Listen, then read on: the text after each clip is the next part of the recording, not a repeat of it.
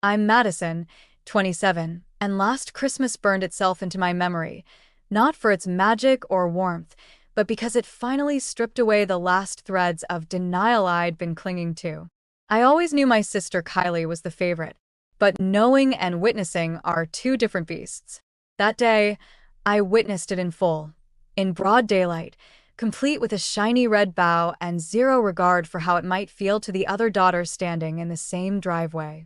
Before I get into the snowstorm of disappointment that Christmas became, leave a comment if you've ever felt like the afterthought in your own family. Like no matter how hard you try, you're just not the one they rally behind. Trust me, this story won't end the way you expect. I grew up in a small town in northern Michigan. Snowy, pine-scented, and tight-knit, it had all the makings of a Hallmark movie, minus the charming small-town romance. My parents, Dale and Marcia, were the kind of couple who never missed a Sunday at church or a chance to remind people how much they loved both their girls equally. That phrase became such a fixture in our lives that I used to imagine it etched on their tombstones. But equal didn't look the same in practice. Kylie, 22 now, was always the spirited one. The one who got detentions for talking too much in class and was praised for being outgoing. When she got caught sneaking out to meet some older guy at 17, my parents grounded her for a weekend and then let her go to a concert the following Friday because she'd learned her lesson. Meanwhile, I once got a B+ in AP Calculus and had to sit through a 45-minute lecture about not living up to my potential. I was the quiet one, the honor roll student who went straight to college, finished in 4 years, and now worked full-time as a social media manager for a mid-sized pet care brand. It wasn't glamorous, but it paid my bills, and importantly, let me live on my own, a 3-hour drive from the town I used to call home. Kylie still lived with my parents. She was taking courses at the local community college, off and on, and had cycled through 6 part-time jobs in 2 years. According to Mom, she was just figuring things out, as though figuring things out required designer handbags, Friday night bar crawls, and getting your tires replaced for free because you didn't know oil changes were a thing. Still, I tried to push down the resentment. Family was family, right? And every year, I made the snowy drive home for the holidays with a trunk full of carefully chosen gifts, despite knowing I wouldn't receive much more than a half-hearted, "Oh, you didn't have to," in return. This Christmas, I'd managed to save up enough to get Mom a personalized recipe book filled with handwritten cards from Grandma's kitchen. For Dad, a framed photo collage of him and his late brother, who he always got misty-eyed talking about. For Kylie, a custom keychain shaped like our childhood dog, made from her old sketch I'd dug out of a box in the attic and digitized. I spent more on those gifts than I should have, but I wanted them to feel special. Driving up, my 2011 Toyota Corolla made that familiar wheeze it had been perfecting for months. The heat worked only if I kicked the passenger side floor mat, and the glove box door wouldn't stay shut unless I wedged an old magazine against it. I'd been saving up for a mechanic visit in January, but I figured if I made it to New Year's without a breakdown, I'd call it a win.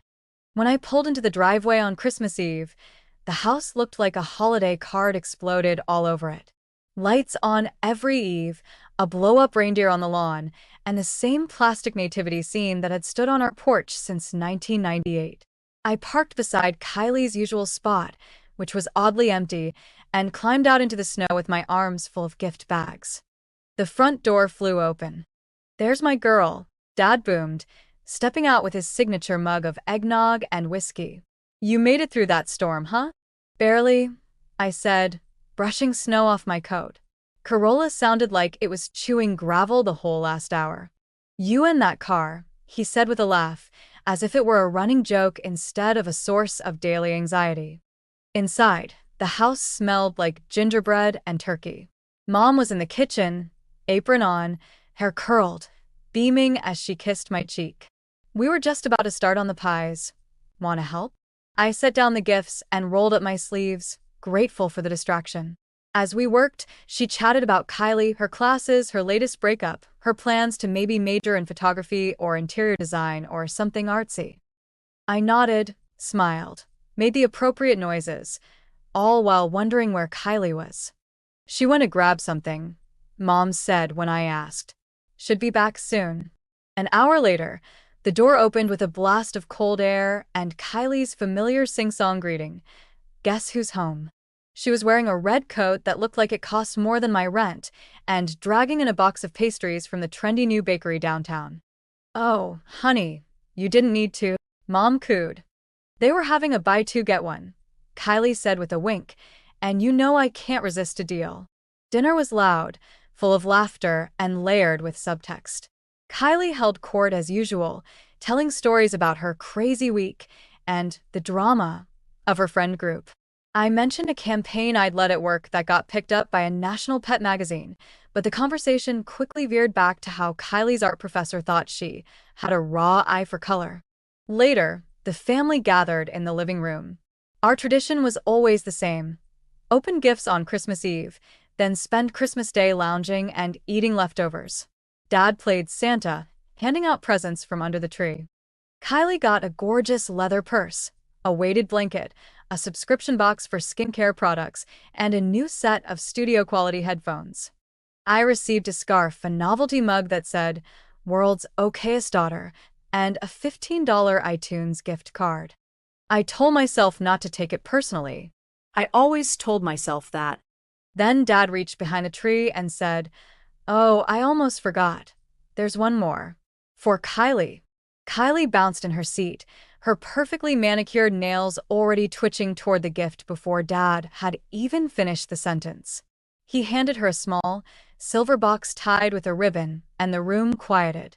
I don't know why I didn't get up and leave right then. Maybe I was holding out hope it was something small, a charm bracelet, another perfume set, even a new phone.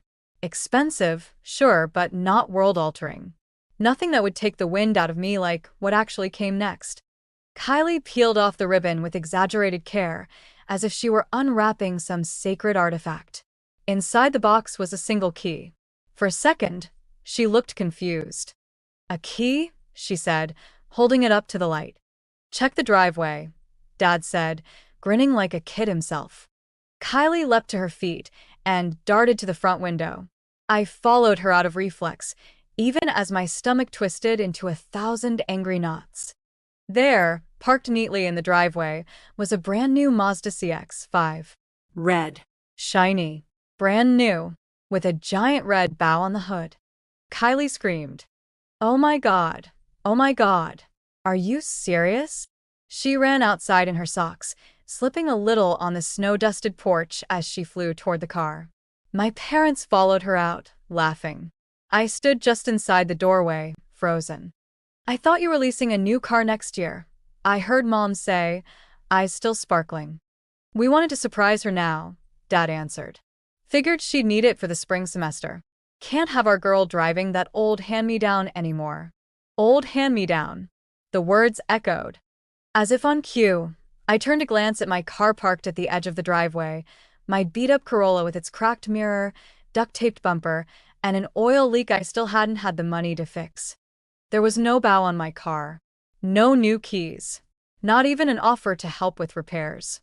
When they finally came back inside, Kylie was breathless, her cheeks flushed from the cold and excitement. "It's got Bluetooth. And a backup camera. And heated seats," she shrieked. Mom wrapped her in a hug. "Only the best for our girl." Dad turned to me. "What do you think, Maddie?" I blinked. "It's a really nice car. You should try the seat warmers before you go back," Kylie offered, like she was sharing a piece of cake. "They're amazing." "Oh, I'll be fine," I said, forcing a smile. "I've got a blanket in the back seat. And gloves." They laughed. And then moved on. That was it. No one even noticed that I hadn't opened a big gift. No one seemed to register that I was still standing in the hallway like an extra in someone else's story. Later that night, after most of the guests had left and the dishwasher was humming in the background, I sat alone in the upstairs guest room, what used to be my bedroom. The walls had been repainted a soft gray, and the shelves that once held my childhood books and trophies were now lined with generic decor, candles, picture frames, tiny fake plants. It felt like a hotel room wearing a mask of familiarity. Kylie's laughter drifted up from downstairs as she FaceTimed her best friend to show off the car. I stared at the ceiling, My fists clenched. I hadn't asked for a car. I hadn't even expected anything big. But a gesture would have meant the world. An acknowledgement. A kind word. Anything. Instead, I'd received a mug with a snide joke printed on the front and a gift card that wouldn't even cover a tank of gas. The next morning, I packed early. The roads were clear, and I told my parents I needed to get back to the city to finish up a work project before New Year's. "You're always so responsible," Mom said, pulling me into a hug at the door. "You'll go far, honey. You always do." Dad nodded, slapping me lightly on the shoulder. "Let us know if that car of yours finally gives out." I almost said it then. Almost told them how the car had already given out 3 times that month. How I'd cried in parking lots. How I'd skipped dinners to afford repair bills. How I could barely make it from paycheck to paycheck while they bought Kylie a car because she'd need it for school. But I didn't. I just smiled and said, "Will do." Then I walked to my car, turned the ignition, and held my breath. It started. Barely. The engine sputtered like it was waking from a coma, and the heat blew out a gust of cold air that smelled faintly of antifreeze. I drove away with a lump in my throat and my fingers white-knuckling the wheel. About halfway through the 3-hour drive home, I pulled into a rest stop, shut off the engine, and just sat. My breath fogged up the windshield as I stared out at the icy trees lining the highway. I was tired. Tired of being the independent daughter who didn't need anything. Tired of pretending it didn't hurt. Tired of working twice as hard for half the recognition. In my coat pocket, I found the unopened envelope I'd forgotten to leave under the tree, a Christmas card with a heartfelt note I'd written and tucked a lottery scratcher into, just like I did every year. A small tradition, one they'd always chuckled at but appreciated. I stared at it, then opened it. $50,000. That's what it said when I scratched it clean. For a moment, I thought I'd misread it. I blinked, looked again, checked the back of the ticket. Confirmed it on the lottery app. It was real. I had just won $50,000. I laughed. A real, unhinged laugh that turned into a kind of sob. I sat there in my ancient car, engine ticking, lottery ticket clutched in my frozen fingers, and realized something so simple it nearly knocked the wind out of me. I didn't need them. I never had. And from now on, I wouldn't ask for what they were never willing to give. The moment that realization hit me, cold and clean like the wind howling across that rest stop, I felt something I hadn't felt in years. Freedom. I sat in that car for a long time, staring out at the trees and gripping that winning ticket like it was a lifeline. Not because of the money, not really. The money mattered, God, did it ever, but it was what it represented that cracked something open inside me. For once, life had handed me something without strings attached. No conditional support. No comparisons. No, well, Kylie's going through a hard time right now. Just a flat, undeniable win. I started the car again, still in disbelief, and made the rest of the drive home on autopilot. The heat finally kicked in about 20 minutes before I pulled into my apartment complex, and by then, my fingers had just started to thaw. I parked in my usual spot, looked at the peeling paint on the driver's side door, and whispered to it, "You've got a replacement coming, buddy." Inside, I tossed my bag down, peeled off my coat, and sat on the edge of my bed. $50,000. That was after taxes, probably closer to $35,000. Not enough to quit my job or move to Europe or anything, but enough to breathe. Enough to replace the Corolla. Enough to maybe, just maybe, feel like I had some control again. I didn't tell anyone right away. I needed space to think and process. My phone buzzed constantly for the next few days. Mostly family group messages filled with photos of Kylie next to her car in every conceivable angle. Kylie in the driver's seat, Kylie hugging the hood, Kylie pretending to cry with gratitude while Mom beamed behind her. The caption on one photo read, "She's worked so hard for this. Our girl deserves the world." Worked hard? Worked how exactly? I turned my phone face down and opened my laptop. I typed, "How to claim lottery winnings in Michigan" into the search bar. There was paperwork, of course. Proof of identity. A trip to the lottery office. a mandatory hold period for larger prizes. It was overwhelming, but in the best possible way. That night, I started a spreadsheet. Budget, $35,000. Used car, $12,000. Student loan payment, $10,000. Emergency fund, $5,000. New laptop and phone, $2,500. Apartment repairs and upgrades, $3,000. Buffer, $2,500. No designer bags. No impulsive Amazon hauls. Just solid, smart decisions that could change my everyday life in real ways. For once, I had a chance to build something, not just maintain. Build. The next morning, I called the lottery office and scheduled an appointment to verify the ticket. The woman on the phone congratulated me in a bored voice, like she did this 100 times a week. But it still made my stomach flutter when she said the word winner. It took 5 days for the check to arrive. 5 surreal days where I lived in the strange limbo between barely scraping by and quietly planning a new life. On day 6, I deposited the money into a new savings account I'd opened just for this. I didn't want it mixed in with my usual checking account, where it might vanish into rent and groceries before I even realized it. On day 7, I blocked Kylie on social media. Because despite everything, she'd finally messaged me. Not to say thanks for the keychain or ask how I'd gotten home safely. No, her message was a selfie in the Mazda with the caption, "Hope this inspires you to work harder next year. Winky face." Complete with a wink emoji. Blocked. Without hesitation. On day 8, I started looking at cars. I wasn't after anything flashy, just reliable. Safe. A Honda Civic, maybe a Toyota Camry. Something that didn't shudder when I braked or leak antifreeze like it was trying to water a ghost garden. I visited a dealership recommended by my coworker Justin. He was one of the few people I had told about the lottery win, mostly because he noticed when I skipped the vending machine lunch and offered me half his sandwich without judgment. "This one," he said, pointing at a dark blue 2018 Honda Accord with low mileage. "Won't impress Instagram, but it'll outlive us all." I took it for a test drive. It purred. It handled snow like a dream. It had a working stereo, for God's sake. Sold. I paid cash and drove it home with the paperwork still warm in my hand. The Corolla, which had served me loyally through college, several breakdowns, and more late-night drives than I could count, was hauled away by a tow truck the next morning. I didn't cry. I didn't feel much at all. Just closure. That night, I sat in my apartment and lit a candle, the fancy ones I usually reserved for company or special occasions. This felt like both. I made myself a proper meal, poured a glass of red wine, and opened a blank notebook. I wrote at the top of the page, "Things I will no longer apologize for." Then I made a list. 1. Being self-sufficient. 2. Having boundaries. 3. Not going home for holidays. 4. Saying no. 5. Expecting respect. 6. Walking away from people who only call when they need something.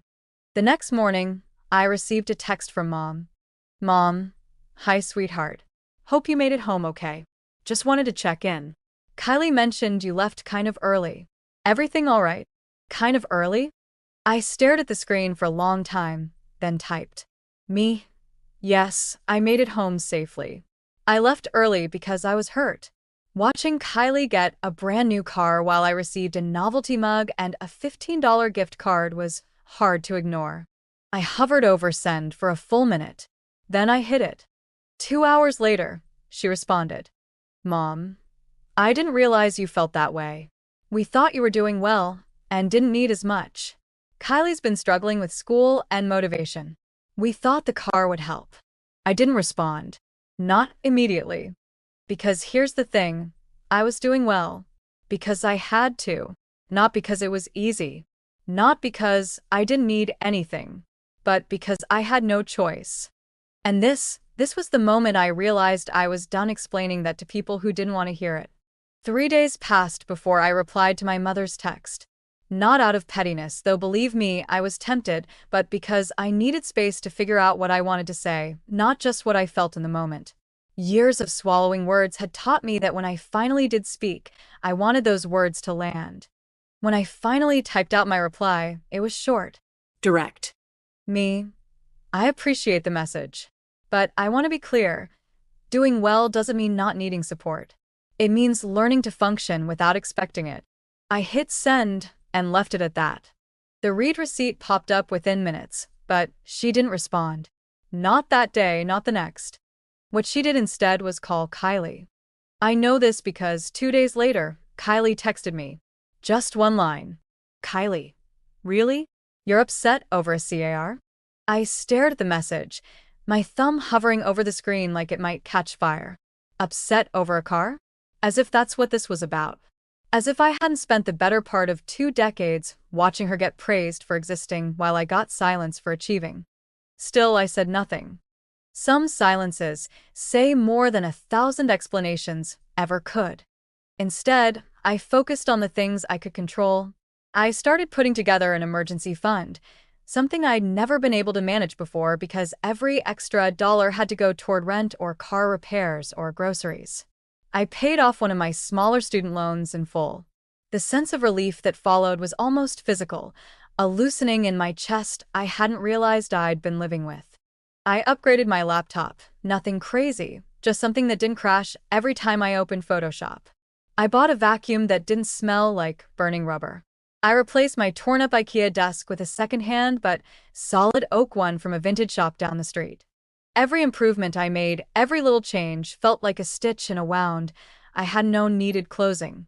Then, in the quiet of a Saturday morning while sipping real coffee, not instant, I opened a blank document on my computer and started to write.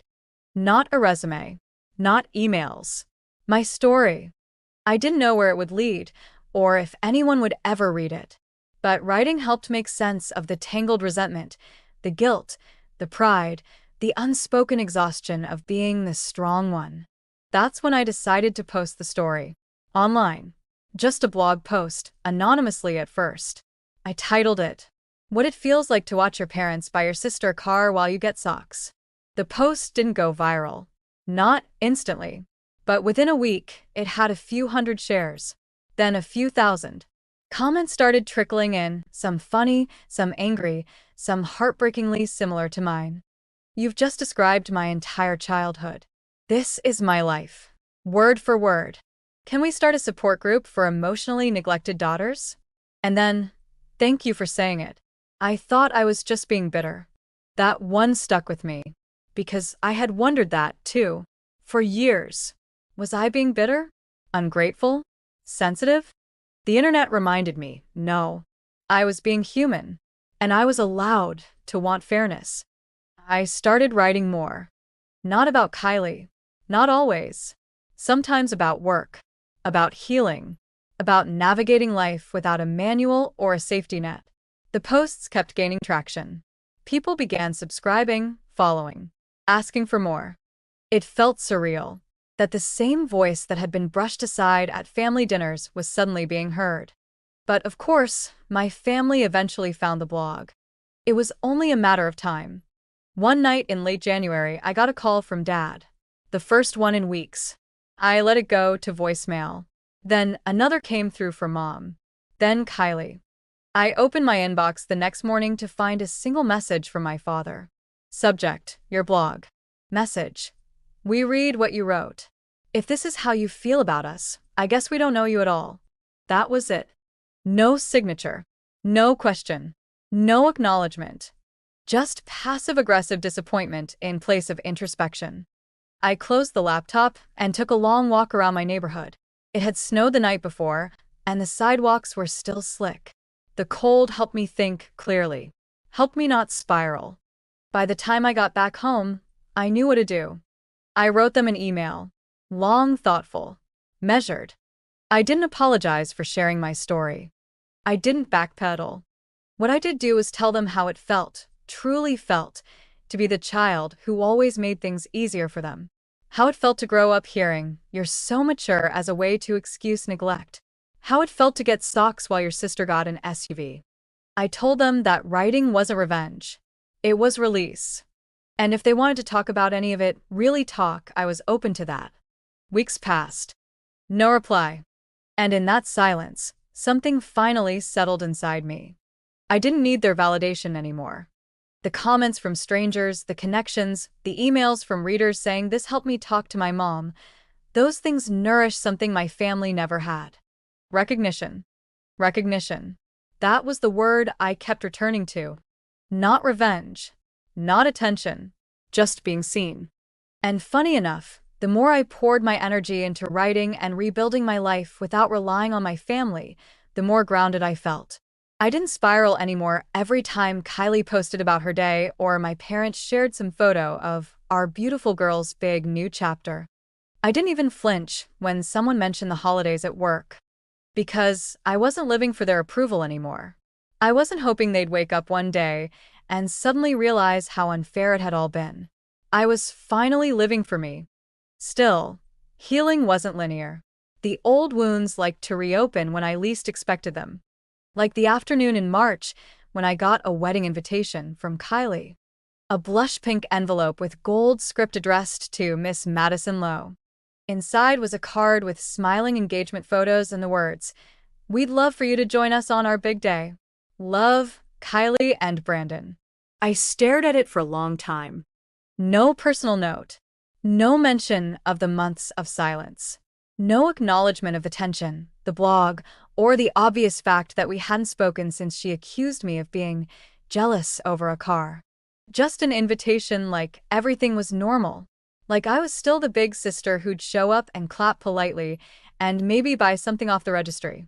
I turned the card over in my hands, then tucked it back into the envelope and pinned it to my fridge with a magnet. For days, I said nothing, but it gnawed at me. Finally, I sent Kylie a message. Me. Got the invitation. Thanks. I'd like to talk before I RSVP. She replied within minutes. Kylie. OMG, okay. Can you FaceTime tonight? I agreed. More out of curiosity than hope. That night, her face appeared on my screen, all glowing skin and curled hair, like she'd just stepped out of a bridal catalog. Hey, Maddie, she said, like we'd spoken just yesterday. Hi, I said slowly. So, the wedding. She launched into details immediately. The dress. The venue. The photographer who'd gone viral on TikTok. The witty yet classy wedding hashtag. I waited and waited until finally I said, Kylie, why did you invite me? She blinked, caught off guard. Because you're my sister? Sisters talk. We haven't in months. You never responded to my messages after Christmas. You never apologized for what you said. Kylie's expression tightened. I thought we'd moved past that. I haven't, I said calmly. And I can't pretend like everything's fine. Not until we acknowledge what's happened. She looked down, then back up. Look, I didn't mean to hurt you. I was just defensive. Everything exploded so fast. You kind of blindsided everyone with that blog. I wrote the truth, I said. Not to hurt anyone. Just to process what I've been carrying. Okay, but she trailed off, then added with a shrug. You always seemed fine. Like you didn't need as much. I sighed. That's exactly the problem. I did need things. Emotional support. Acknowledgement. But every time I said something, it was dismissed. It's like being punished for being responsible. She shifted. I didn't ask for the car, you know. I nodded. But you accepted it. And then rubbed it in. Silence. I guess I was jealous too, she finally muttered. Not of money or anything. Just you've always had your life together. You don't need help. You are the strong one. And you are allowed to be strong too, I replied.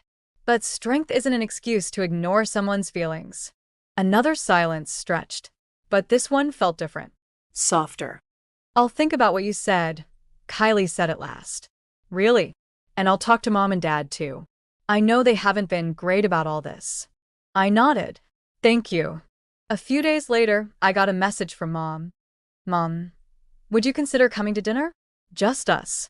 No, Kylie. We'd like to talk. I stared at it. Not with dread, but with cautious curiosity. Maybe this was another turning point. Or maybe it would be another exercise in frustration. But something in me had changed. I didn't need them to say the perfect thing. I just needed to show up for myself. So I said yes. And when I walked into that familiar house a week later, I was different. Not angrier. Not colder. Just clearer. Mom hugged me a little too tightly. Dad offered me a drink and tried to make small talk about the weather. But eventually, over a plate of pasta, the conversation turned real. "We've read more of your blog," Dad said, his tone neutral but not unkind. "Some of it was hard to read," Mom admitted. "But also eye-opening." I waited. "We didn't realize," Dad said, "just how much we leaned on you being the easy one. How often we let that excuse everything else." "We're sorry," Mom said. Truly. And for the first time, I believed them. Not because they cried or begged for forgiveness, but because they didn't defend themselves. They didn't minimize. They just admitted it. We talked for over 2 hours. About the past. About the future.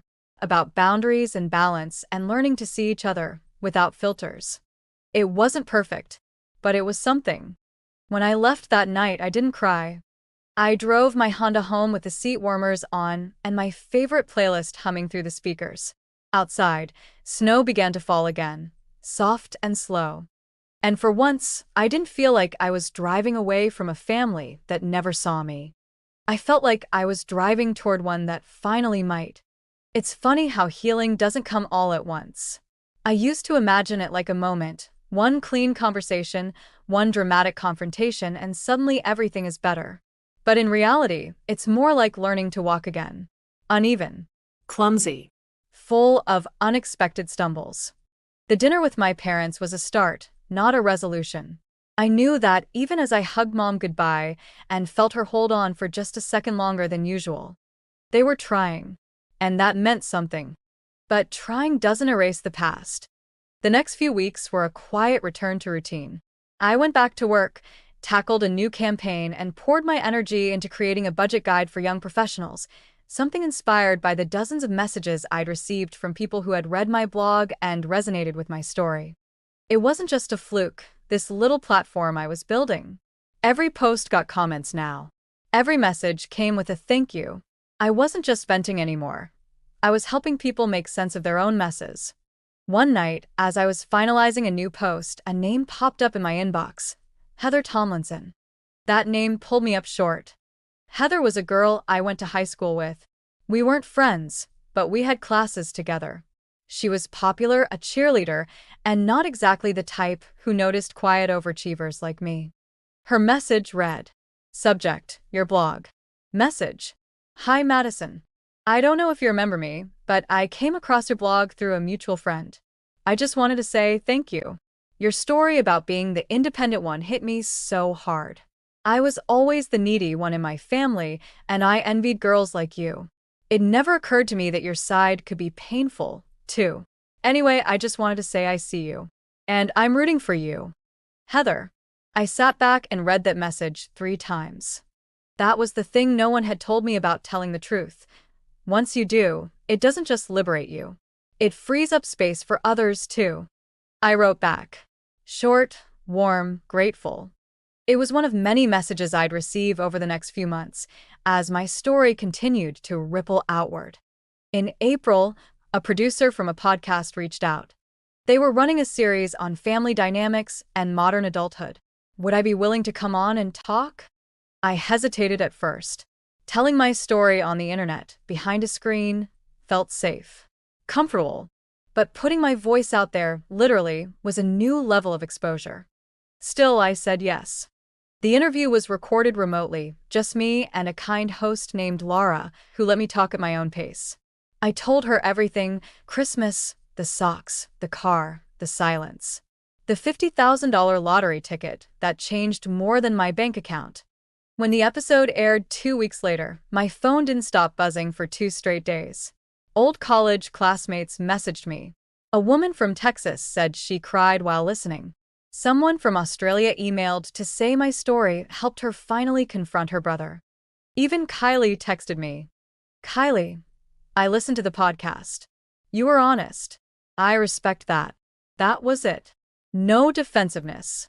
No sarcasm. Just respect. We weren't close, not yet, but we were talking again. Slowly, carefully. One afternoon, she called to ask about budgeting apps. I'm trying to figure things out, she said.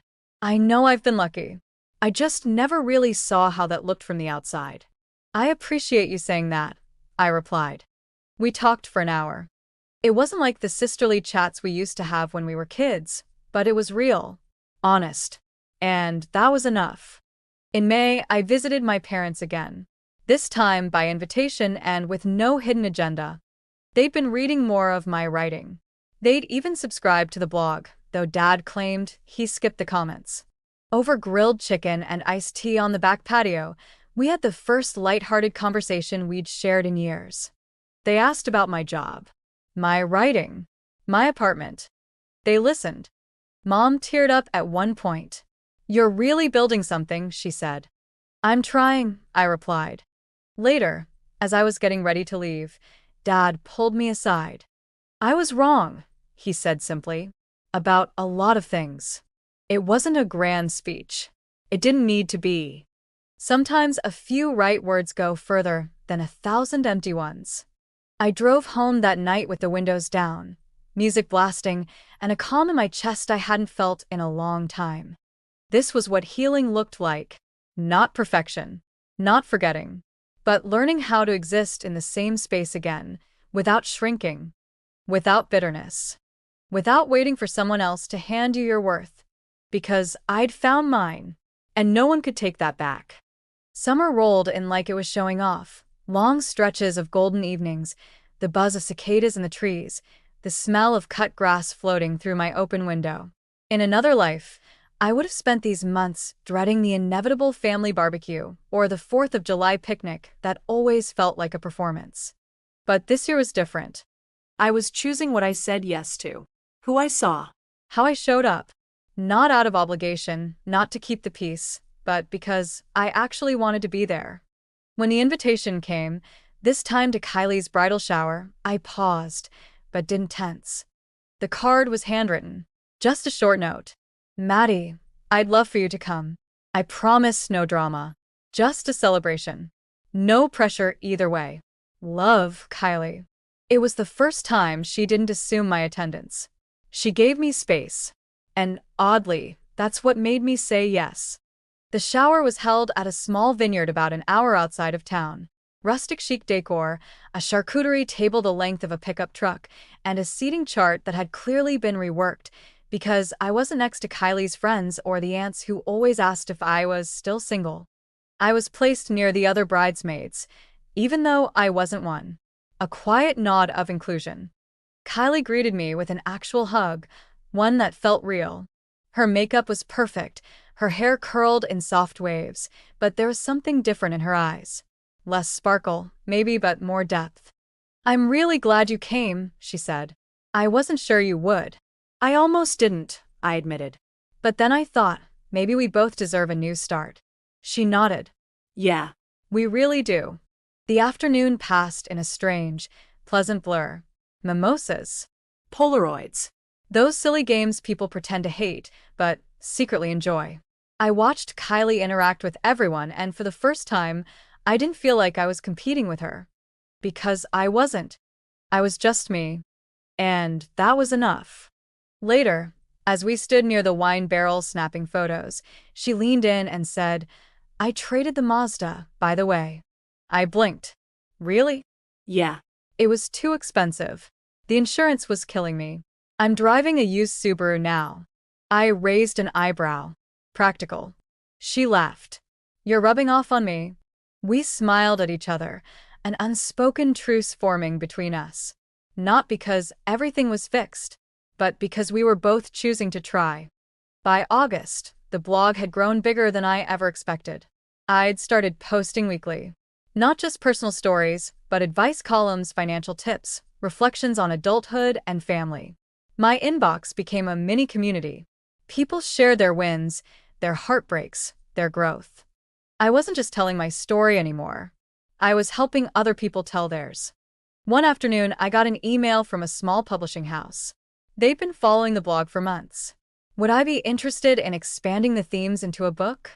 I stared at the screen for a full 10 minutes. Me? A book? I thought of all the times I'd stayed silent to keep the peace. The years I'd folded myself smaller, so I wouldn't make waves. The Christmas mornings I'd unwrapped coffee mugs while my sister posted photos of her designer gifts. And now someone wanted my story. In print. On shelves. I whispered, yes, to no one in particular before I even typed the reply. When I told my parents about the book deal, their reaction surprised me. Mom gasped, "A book? Oh my goodness, honey." Dad didn't even try to hide his pride.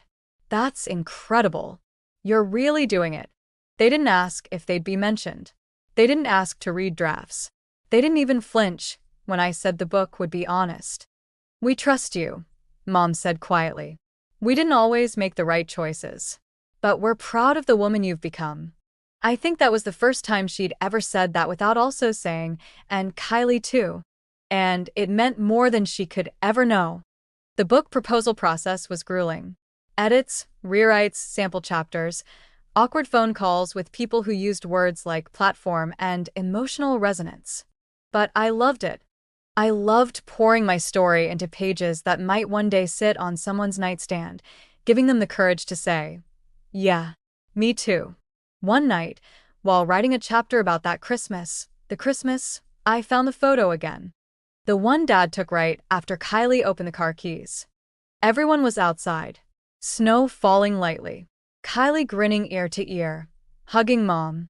The red bow on the Mazda catching the light. In the background, just barely visible through the living room window, was me. Sitting on the couch. Alone. Holding my coffee mug. I stared at that photo for a long time. Not with bitterness. But with awe. At how far I'd come. At how much one moment can hurt and still not break you. At how sometimes the best gift isn't the thing you unwrap, but the person you become afterward.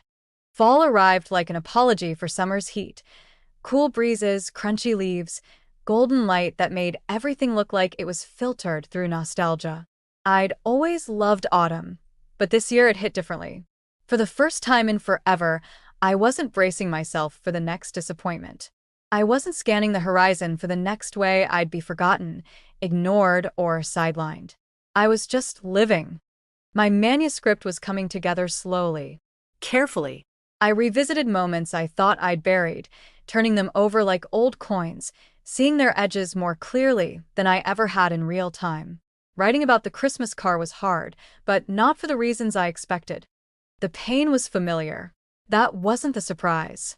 The surprise was how much compassion I felt. For myself. For the woman I'd been in that doorway, watching everyone run outside while I stood frozen in the hall with a scratch-off ticket in my pocket. She wasn't bitter. She was just exhausted.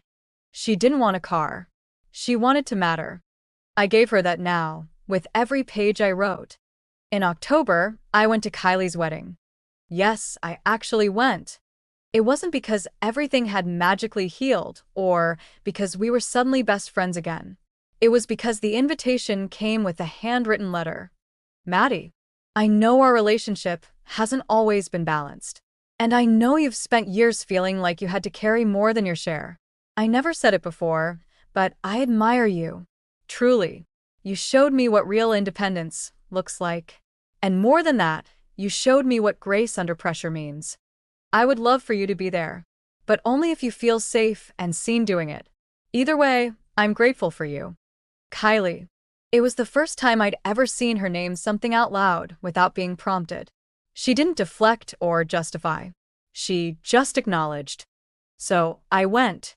And it was beautiful. She looked radiant, of course. The venue was elegant, and the vows were heartfelt in a way that actually made people tear up. I wore a navy dress I'd bought with a portion of my quality of life fund and sat beside one of her college friends, who turned out to be delightfully snarky and just as cynical about wedding line dances as I was.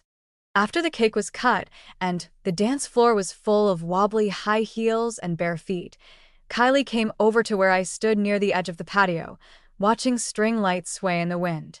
"You came," she said, out of breath and glowing. You wrote, I said simply. We stood in silence for a moment. Then she reached into her purse and handed me a small gift bag.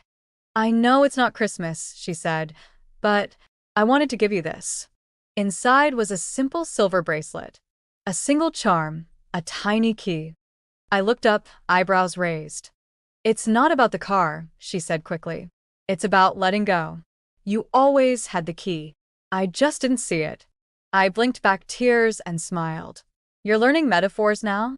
She grinned. I've been reading your blog. The next week, I wrote a post titled, The Key Was Never for the Car. It was about forgiveness, not the fairy tale kind, but the earned kind. The kind that comes after the apologies, the reflection, the effort. I wrote, we grow up thinking fairness is everyone getting the same thing. But maybe fairness is everyone getting what they actually need. And maybe healing is learning to give yourself what no one else could. The comments poured in. Readers told me about their own Christmas mornings, their own moments of invisibility. People said they'd forwarded the post to their parents, their siblings, their partners, sometimes as a peace offering, sometimes as a boundary. Someone wrote, You gave me the words I didn't know I needed. Thank you. And for the first time, I felt like maybe I was someone's Christmas miracle.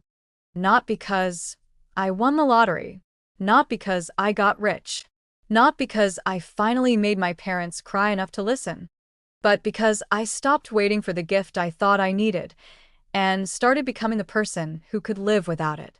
As winter approached again, I got a message from my mom. Mom, your father and I were talking. We'd like to do something different this Christmas. No big gifts, just experiences. And maybe a donation as a family to a cause we all care about. Would love your thoughts. I read the message twice, stunned. No mention of keeping up appearances. No mentions of impressing anyone. No pressure. Just intentionality. It wasn't perfect, but it was a change. And in families like mine, change is the most precious gift of all. I sat back on my couch, snow just starting to dust the world outside my window, and thought, maybe this Christmas, the socks wouldn't feel like an insult. Maybe they'd just feel like socks. And maybe that's enough. By the time December rolled around, the air had shifted, not just outside, but inside me, too. There was no dread. No invisible countdown to the annual imbalance. My stomach didn't knot up at the sight of garland or the smell of cinnamon. Instead, I felt a quiet kind of peace. Not because things were perfect, but because I was prepared. Not to brace or defend or perform, but to choose. Choose how I spent my time, how I let others treat me, how I responded. Mom's idea of a giftless Christmas had evolved into something surprisingly sweet. Each of us would come up with an experience for the family to share. Nothing extravagant, just something we could do together. Dad chose an afternoon ice skating session, even though his knees crackled like fireworks when he moved too fast. Mom suggested a day of cookie baking with old family recipes. Kylie offered a low-key game night, complete with hot chocolate and the world's coziest flannel pajamas. And me? I chose a storytelling circle. Not something grand, just an evening by the fireplace, each of us sharing a memory we'd never talked about. Something vulnerable, something real. To my shock, no one rolled their eyes. And when the night came, the living room glowed with firelight and soft music, and we each took turns cracking open small pieces of ourselves. Kylie talked about how she used to feel like she wasn't the smart one, and how much pressure that put on her to be the fun one instead. Dad admitted he'd always been terrified of disappointing us, and that fear sometimes made him favor the child who seemed easier to please. Mom told us she grew up in a house where fairness meant silence, and she genuinely thought she was doing better by repeating less of the harm, even if it wasn't perfect. And me? I told them about the moment in the bathroom, last Christmas, mascara smudging while I held back sobs, pretending everything was fine. I told them about the scratcher ticket I never meant to keep, and how much it hurt to watch everyone celebrate something I knew I would never receive. They listened. This time, truly listened. And when I finished, no one tried to explain it away. No one said, "But you know we love you." No one said, We didn't mean it that way. They just let it land. That alone was its own miracle. Later that night, as we cleaned up dishes and folded blankets and peeled cookie crumbs from the rug, Kylie pulled me aside. "Hey," she said, nudging me gently. "I read your latest post. The one about how holidays can still sting even after healing." I glanced at her, curious. "Yeah." She took a deep breath. "I just wanted to say I get it now. Not completely, but more than I used to. And I'm sorry. For all of it." I didn't say anything for a moment. Not because I didn't believe her, but because those words coming from her meant more than I expected. I finally smiled. "Thank you." She hesitated. I started writing too." My eyebrows rose. "Really?" "Yeah," she said, sheepish. "Not public or anything. Just a journal. Mostly budget stuff and me figuring out how not to treat money like a hot potato. But also thoughts. Feelings. Grown-up crap." I laughed. "Welcome to the club." "Yeah, well," she said, nudging me again, "you kind of built the club." That night, I lay in my old bedroom, now more guest room than shrine to my teenage years, staring at the ceiling. There was no car outside with a red bow. No dramatic declarations. No orchestrated magic. Just quiet truths. Small shifts. Earned peace. And honestly, it felt more magical than anything I could have imagined a year ago. I thought about what I'd say in my next blog post. About how the greatest changes don't happen in grand gestures. They happen in small acknowledgments, in mutual understanding, in the steady choice to keep showing up as your truest self, no longer performing, no longer asking for permission to take up space. I thought about how it had taken a scratcher ticket and a pair of fuzzy socks to finally wake me up to what I deserved. And how everything that came after, the blog, the healing, the hard conversations, wasn't luck. It was choice. It was me choosing to stop waiting. Choosing to start living. New Year's Eve came quietly, which was exactly what I wanted. No big parties.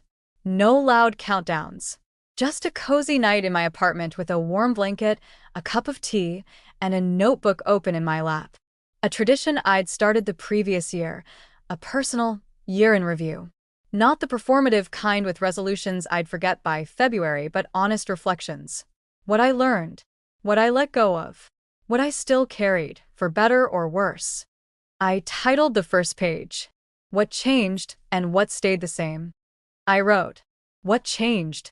I stopped begging to be seen. I replaced a car that had outlived its kindness. I turned a scratch-off into a springboard. I spoke my truth without apology. I stopped showing up for people who only clapped for Kylie. I started showing up for myself. What stayed the same? I still miss the version of family I hoped we'd be. I still get nervous before phone calls with my parents. I still second-guess my tone when I speak up. I still love them. Healing, as it turns out, doesn't cancel grief. It makes space for it. The phone rang at 11:58. It was Mom. "Just wanted to say Happy New Year a little early," she said, her voice warm, slightly breathless, like she'd jogged to the phone. "Your dad's already asleep on the couch. I've got a glass of sparkling cider and 2 dogs snoring at my feet." "That actually sounds perfect," I said, smiling. "It really is," she replied. "And I just wanted to thank you for not giving up on us, for speaking up, for pushing through." I blinked at the clock. 11:59. "You didn't make it easy," I said gently. "But I needed to do it. For me." "I know," she said. "And I'm proud of you. I mean that." We listened to the seconds tick by together. Then, 12 o'clock. "Happy New Year, Maddie," she whispered. "Happy New Year, Mom." I hung up and looked out my window as a few distant fireworks scattered across the skyline. For once, I didn't feel like the girl watching the party from outside the glass. I felt like I was exactly where I needed to be. Inside my own life. January brought new opportunities. A literary agent reached out, offering representation for my book. I met with her over Zoom, and when she said, "I see real potential here," I didn't shrink or doubt or deflect. I believed her. The manuscript was coming together better, than I imagined. I even included a chapter titled Socks and Silence, which my early readers said was devastating in the best way. Work was steady, even enjoyable now that I wasn't juggling stress with survival. I had breathing room for creativity again, for ideas that weren't squeezed between unpaid bills and broken mufflers. And slowly, my relationship with Kylie found its footing. We weren't best friends, but we weren't strangers either. We'd started texting weekly, little things like book recommendations or photos of dinner fails. She even sent me a screenshot of her budget spreadsheet one night, asking if it was too ambitious to try and save $200 a month. I told her it was perfect. She replied, "Look at me, being financially literate and everything. Who am I?" I told her, "Someone growing." And we both left it at that.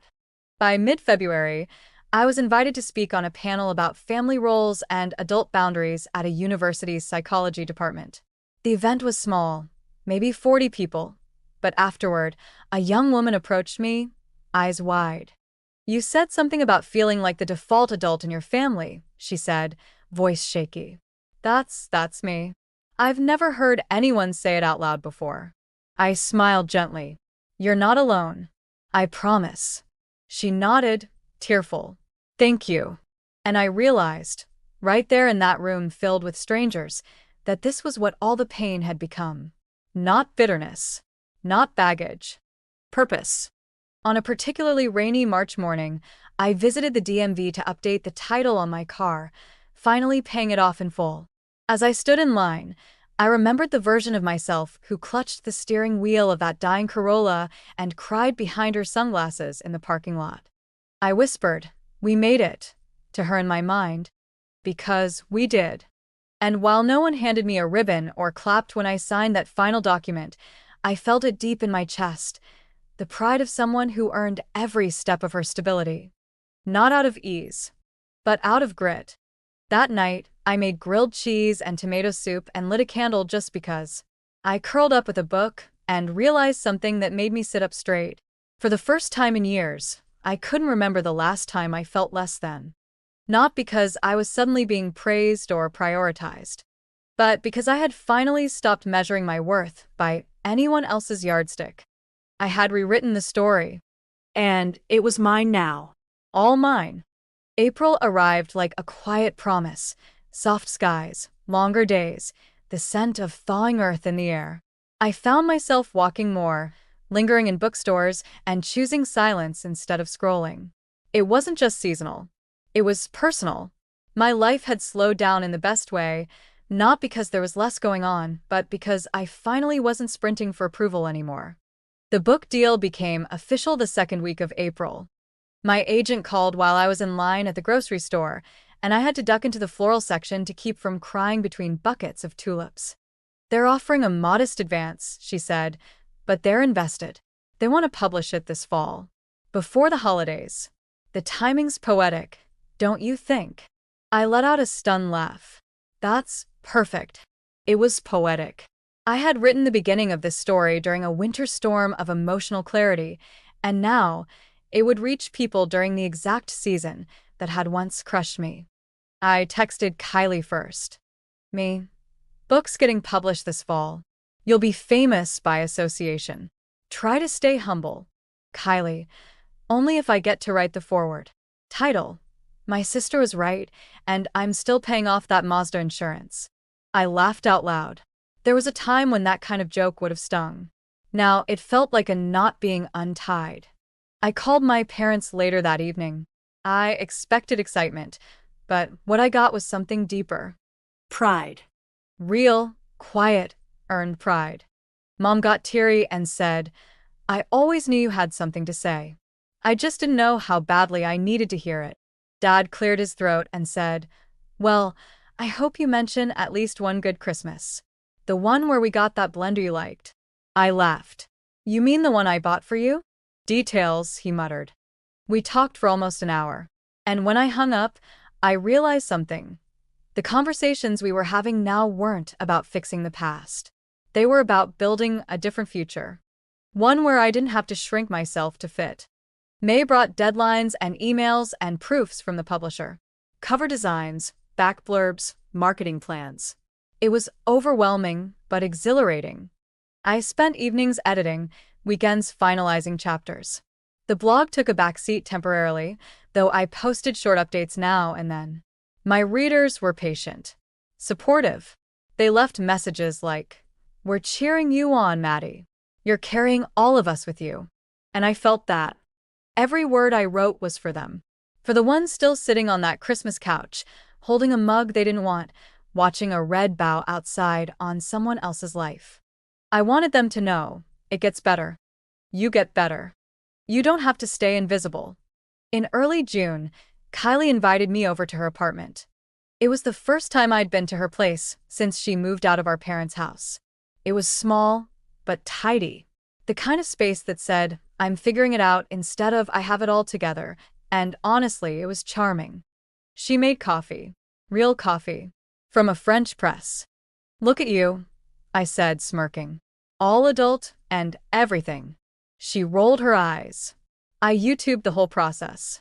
Don't make it weird. We sat on her little balcony, knees tucked up, and talked for hours. Not about the past. Not about Christmas. But about dreams. "I think I want to go into art therapy," she said at one point, twirling her coffee mug. "I've been volunteering at this community center, and it just feels right." I nodded, genuinely proud. "That sounds like a good fit. You've always had the heart for it." She looked at me, then really looked at me. "You know," she said, "for the longest time, I thought you were the lucky one. Because people believed in you. Teachers. Bosses. Everyone." I blinked. "Kylie, I was just surviving." "I know that now," she said. "But back then, I didn't see how hard you were working just to be okay. And when you started speaking out, I got scared. Not because you were wrong, but because you were right." I swallowed hard. "That car," she added quietly. "It was a symbol, but not in the way I thought. It wasn't just about money. It was about who they showed up for and how often. And I'm sorry for being the reason you had to learn that the hard way." There were no perfect words to respond to that. Just this warm, aching gratitude that she had seen it. That she saw me. So I just said, "Thank you." And that was enough. When I got home that night, I added a new page to my journal. What forgiveness feels like. Not erasing the pain, but letting it sit beside your joy, without stealing it. Not needing to replay the moment that broke you. Feeling safe in the same room where you once felt invisible. Laughing with the person who once didn't understand you, and knowing they do now. Trusting yourself to never go back to what you survived. I closed the journal and stared out my window, the summer sun still bright even at 8 p.m. I had never imagined I'd reach this kind of peace. But here it was, earned, imperfect, and deeply mine. The book launched on November 1st, a deliberate choice by the publisher. Just ahead of the holidays, they said, when people start feeling all those complex family emotions again. They weren't wrong. The cover was simple. White background, a single red bow in the corner. The title? Socks in Silence, How I Found My Voice in the Gift I Didn't Get. Bookstores placed it under memoir, but the messages I got spanned from "this healed something I didn't know was broken" to "I read this and finally understood why I felt hollow every Christmas." I went on a small book tour. Nothing glamorous. A few indie shops, a university panel, a podcast feature or two. But every stop felt sacred. People cried. People shared. People showed up not for autographs, but for connection. At one reading, a woman in her 50s stood up during the Q&A and said, "I was the Kylie in my family, and I never knew, until now." The silence that followed was reverent. Later, as I signed her book, she gripped my hand and said, "Your story might help me fix mine." And that was it. That was the whole point. Thanksgiving was quiet. Just Kylie and I, eating takeout Chinese at her apartment, watching cheesy movies in our sweatpants. Mom and Dad had gone on a cruise. Gift to ourselves, they said, but we both knew they wanted to give us space. No expectations. No pressure. "You know what's wild?" Kylie said between bites of sesame chicken. "Last year, I would have been miserable with this kind of Thanksgiving. Now, I think this might be my favorite one. Low stakes, I said, raising my chopsticks. High comfort. She toasted her Coke to my tea. To healing. To doing the work, I added. Because healing sounded too pretty. Too soft. This had been work, gritty, painful, awkward work. But it was worth every moment. Christmas came again, as it always does. This time, I drove home in a car that worked, listening to a playlist I'd made called Joy That Belongs to Me. There was no dread, just snowflakes on the windshield and a calm heart. The tree was smaller this year, the gifts fewer, but the warmth in the room, tenfold. Kylie handed out homemade soaps she'd crafted in a weekend class. Mom made everyone matching hand-knit scarves. Dad gave us each a handwritten letter, folded into origami birds. Mine said, in his scribbly handwriting, "To my Maddie, you were always strong. What I didn't realize is how lonely that made you. I see you now, and I love you, not for what you carry, but for who you are." Dad. I didn't cry. Not then. But later, in the old guest room, I read it again and felt the tears come, quiet, cathartic, and full of something new. Not grief. Gratitude. The book hit a bestseller list 2 weeks later. I found out while grocery shopping. Again. Apparently, I receive all major life news near produce. Kylie was the first person I called. "Top 10, she screamed. "Are you serious? You're basically Oprah now." "Hardly," I said, grinning like an idiot. "You've got a literal movement, Maddie. Do you realize that?" I didn't, not fully. But when I checked my email later and found messages from readers in Brazil, the UK, Japan, even a small village in Norway, I realized she might be right. The story had spread. The pain had purpose. And more importantly, I had power. Not over my past, but over how I told it. How I lived beyond it. It's been a year now.